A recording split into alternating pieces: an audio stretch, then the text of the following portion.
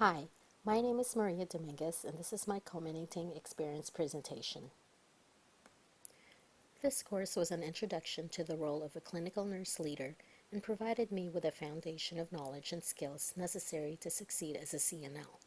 The CNL role, introduced by the American Association of Colleges of Nursing, promotes leadership to improve quality patient care.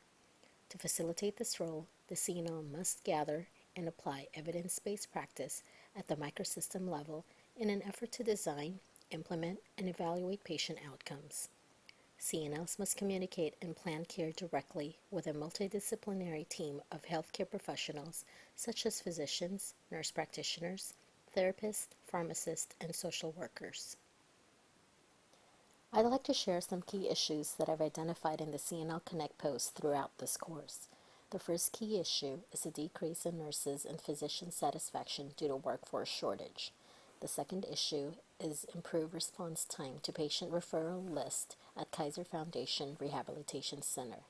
The third issue is to design, implement, and evaluate a comprehensive strategy to reduce the rates of catheter-associated urinary tract infection, or CAUTI. Workforce shortages, rising turnovers, and sinking morale have a demonstrable negative effect on financial performance, quality of care, customer satisfaction, and market position. Kaiser Foundation Rehabilitation Center recently went from accepting referrals and admissions 5 days a week to 7 days a week, including holidays. All members of the clinical microsystem are now required to work some weekends and holidays. This cultural change in the unit has not been fully accepted by the staff. This change has resulted in increased call-ins and absenteeism. Consequently, the quality of care and patient safety is at risk. The CNL role associated with this key issue is the team manager. Identify a specific area for improvement by initiating the hiring process of physicians, registered nurses, and therapists. This will improve the nurse-patient ratio, decrease overtime, and improve the morale of the staff. Nelson et al. Suggest, by optimizing the work of all staff members and by promoting a culture where everyone matters, the microsystem can attain levels of performance not previously experienced. The end-of-program competency for this key issue is properly delegates and utilizes the nursing team resources, human and fiscal, and serves as a leader and partner in the interdisciplinary healthcare team. Key issue number 2 is about positive deviance. Implementation of the 4-hour response time, which means all referrals to the department must be addressed and must receive response within 4 hours from the time the referral was noted. Prior to this, referrals were addressed just as soon as possible, which can take as long as 24 hours. These cause delays in much-needed therapies and lower the patient satisfaction ratings for the department. KFRC receives referrals from facilities all over Northern California for patients in need of acute rehabilitation care. Prompt response time is important to ensure that patients are receiving much-needed therapies in a timely manner. This also affects patient satisfaction.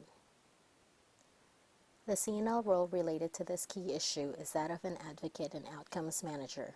By ensuring that clients, families, and communities are well informed and included in care planning, and is an informed leader for improving care. End-of-program competencies include effects change through advocacy for the profession, interdisciplinary healthcare team, and the client. Assumes accountability for healthcare outcomes for the specific group of clients within a unit or setting, recognizing the influence of the meso and macro systems on the microsystem, and assimilates and applies research-based information to design, implement, and evaluate client plans of care. The third key issue is regarding quality and safety. In October 2008, the CMS made a decision to classify CAUTI as a never event. This means that CAUTI is preventable and should never occur in a hospital setting, and therefore CAUTIs are no longer reimbursable. The need to design, implement, and evaluate a comprehensive strategy to reduce the rates of CAUTI is greater than ever.